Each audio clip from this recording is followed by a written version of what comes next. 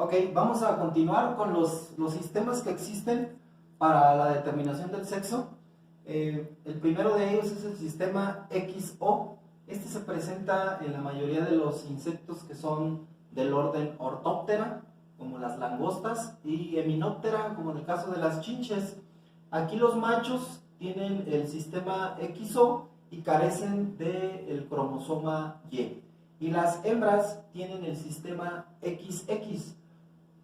El otro sistema que existe es el XY, que se da en los mamíferos, como en el caso del hombre, del ser humano, perdón, y en las moscas de la fruta, las Drosophila melanogaster, algunos anfibios y peces, así como en plantas dioicas. Las hembras, por lo general, son un sistema XX y los machos son un sistema XY. Aquí la variación, lo que da la presencia de un macho, pues es el cromosoma Y. El sistema ZW, este sistema se presenta en aves, en algunas plantas como la fresa y en algunos lepidópteros y ciertos peces y reptiles. Cuando se presenta el macho va a ser un sistema ZZ y cuando es hembra es un sistema ZW.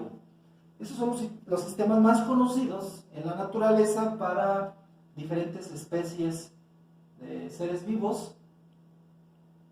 Vamos a ver la representación del cromosoma X y el cromosoma Y para el caso de los mamíferos. Observen ustedes que el cromosoma Y tiene una región de genes mucho mayor que el cromosoma X. Está conformado el cromosoma Y por 4 regiones: la región supresora de la feminidad, la región promotora de la masculinidad y la región promotora de la fertilidad. Esto tiene que ver con la producción de granos de polen, y la región de apareamiento. El cromosoma X también tiene una región de apareamiento. Las regiones de apareamiento pues son los sitios donde se unen los dos cromosomas y hay intercambio de material genético para que se dé finalmente la representación del individuo nuevo que se está formando.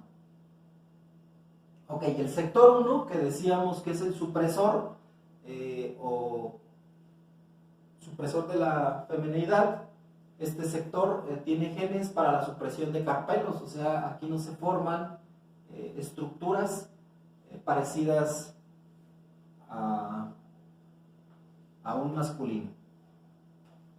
La sección 2 son genes favorables para la formación de anteras. Aquí es lo contrario que en el sector 1. Y en el sector 3 son genes favorables para la formación normal de polen. El sector 4 es la porción o el sector de apareamiento. Y el sector 5 son genes para la feminidad que se presentan en el cromosoma X, como lo vemos aquí, ¿no? Aquí está el sector 5. Aquí está el sector donde están los genes que originan la producción de granos de polen que sean fértiles. Cuando falta un sector, el sector 1, se observa la formación de carpelos. Si falta el sector 2, la planta es femenina.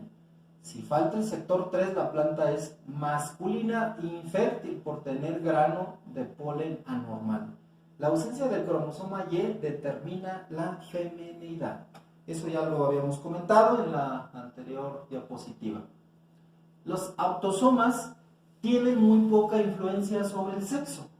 En realidad podemos tener plantas que sean femeninas con 2 cromosomas X, y cuando se presenta el masculino fértil puede ser XY, XXY o XXY. Aquí los autosomas no tienen ningún impacto sobre la presencia de la masculinidad. Aquí quien es el que manda es el cromosoma Y. Con la presencia de 4 cromosomas X y la presencia de un cromosoma Y, es insuficiente para asegurar una masculinidad perfecta, y las plantas normalmente desarrollan hermafroditismo. Entonces aquí estamos hablando que se convierte en una planta hermafrodita o femenina, que puede ser una superhembra.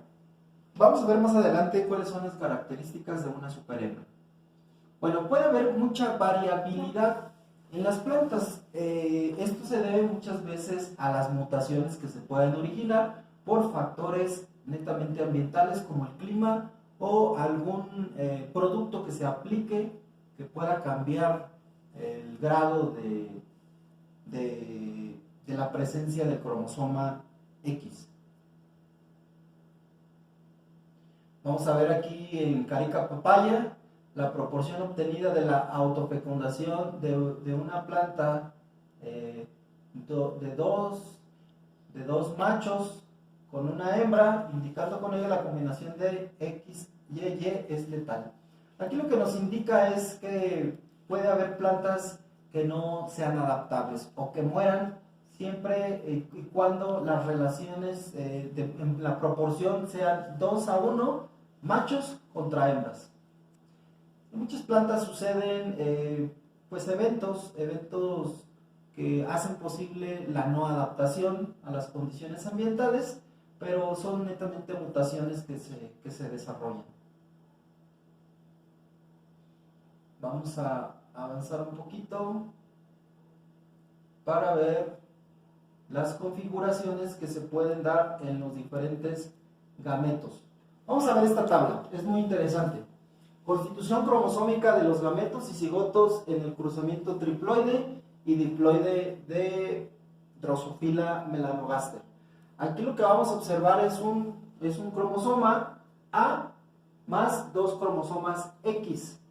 Un cromosoma A y un cromosoma X, dos cromosomas A, dos X, dos cromosomas A y un X. En la hembra es un cuadro de Punnett. Acá vemos el macho con sus diferentes combinaciones, un cromosoma A, un cromosoma Y, y la otra variante, un cromosoma A y un cromosoma Y. Cuando hacemos la combinación genética de estos alelos, podemos obtener diferentes variaciones que se dan en los organismos que se producen. Vean ustedes cómo se puede producir una superhembra. ¿Cómo puede haber una planta intersexo? La planta intersexo es como si fuera una hermafrodita. Un macho, una hembra, un intersexo, una superhembra y un supermacho. ¿Qué es una superhembra? Una superhembra es aquella que puede producir grandes cantidades de flores del tipo femenino. Y en el caso del macho o supermacho es aquella planta que tiene la habilidad de producir grandes cantidades de granos de polen. Y por tal motivo, pues entonces una hembra que produce muchas flores femeninas, pues va a dar origen a mucha fruta. En el caso de un macho, va a ser capaz de fecundar a muchísimas hembras. Esas son las diferentes variantes que podemos encontrar, no solamente en Drosophila melanogaster. Aquí puede aparecer inclusive en el ser humano. Las mujeres que son superhembras son aquellas que producen varios óvulos que sean fértiles. Por ejemplo, las personas que llegan a tener hasta 4 o 5 hijos en un evento sexual se conocen como superhembras. En el ser humano también sucede el hermafroditismo, que se le llama intersexo. Una persona que es hermafrodita o intersexo, pues es aquel individuo que puede llegar a representar los dos órganos sexuales, una vagina y un pene. En el caso de un supermacho, es aquel individuo que tiene la capacidad de producir grandes volúmenes de espermatozoides y puede tener una vida productiva muy, muy grande. Inclusive estar con varias parejas sexuales y tener embarazos múltiples.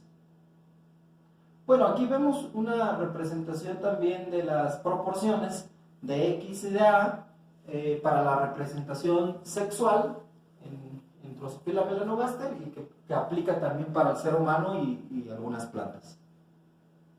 Bueno, simplemente son variaciones cromosómicas alélicas. Aquí están las proporciones de X entre A y el tipo, la representación del individuo que se va a formar. Se las dejo un ratito para que lo observen y cambiamos. Bueno, hay una teoría del balance genético del sexo y esto se da por medio de un índice de Bridges, donde el índice o el balance genético es igual al número de cromosomas X entre el número de set de autosomas. Este índice pues, nos va a dar como una proporción de los individuos que se van a generar y el tipo sexual que va a contener cada uno de ellos. Voy a brincar un poquito. Aquí la determinación sexual en el hombre pues va a estar asociada a la proporción precisamente o a ese índice que se herede a su progenie. O sea, los genes que brinquen del cromosoma Y al nuevo individuo que se va a formar va a generar un índice o una proporción que dará origen a una variación en el sexo del individuo a procrear. Bueno, vamos a ver algunas representaciones en el sexo masculino y en el sexo femenino. Hay un sector que conocíamos o que dijimos que era el sector apareante, donde la función que tiene este sector es permitir el intercambio genético para la representación del individuo o la formación del sexo masculino o femenino. Hay un sector diferencial y un sector de transferencia. El sector de transferencia generalmente es el cromosoma Y, es quien aporta los genes para la representación del sexo masculino. Me voy a ir un poquito más rápido debido a que pues este tema ya ustedes lo expusieron, ya lo trabajaron, lo estudiaron. Aquí vamos a ver que también cuando se va representando el estado sexual de un individuo puede haber mutaciones que permiten que se formen síndromes. Hay fallas en el mecanismo de combinación genética entre individuos, por eso es que en la naturaleza o inclusive en la sociedad no te permiten ahora casarte con una persona que esté emparentada genéticamente contigo, por eso se hacen estudios de sangre, para que te puedan casar por el civil, porque si hay una compatibilidad sanguínea muy fuerte, o sea que esté emparentado los dos individuos, pueden ocasionarse fallas en el mecanismo de transferencia genética y generarse síndromes de diferente tipo provocado por esa condición. Bueno, ahí aparece en la descripción de los diferentes síndromes que se pueden ocasionar en los seres humanos. Nosotros nos vamos a enfocar un poquito más en plantas.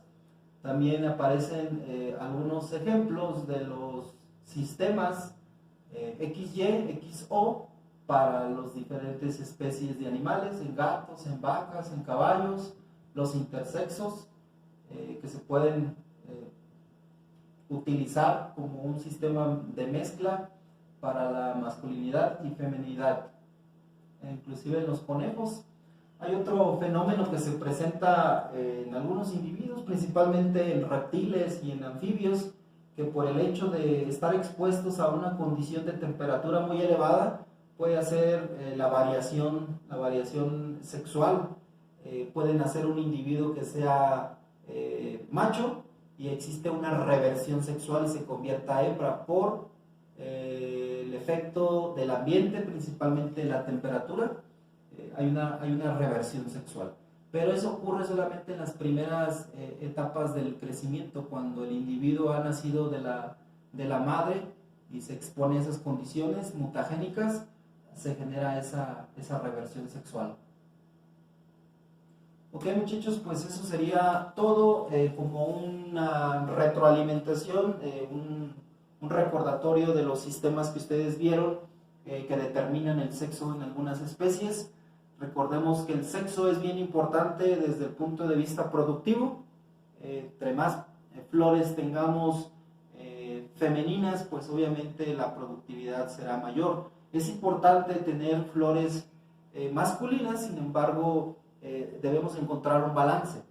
¿Qué podemos utilizar como una alternativa en campo para hacer la variación entre el tipo de flores que deseamos tener en una planta? Pues utilizar sistemas hormonales.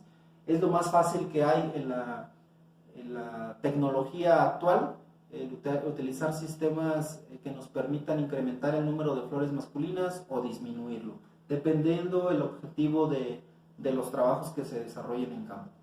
Ok, el próximo tema que veremos en el video siguiente será el de las poblaciones, cómo de una población se pueden derivar diferentes individuos para su aprovechamiento y para hacer poblaciones nuevas con alto potencial de rendimiento. Ok, sería todo por el día de hoy, muchachos. Muchas gracias.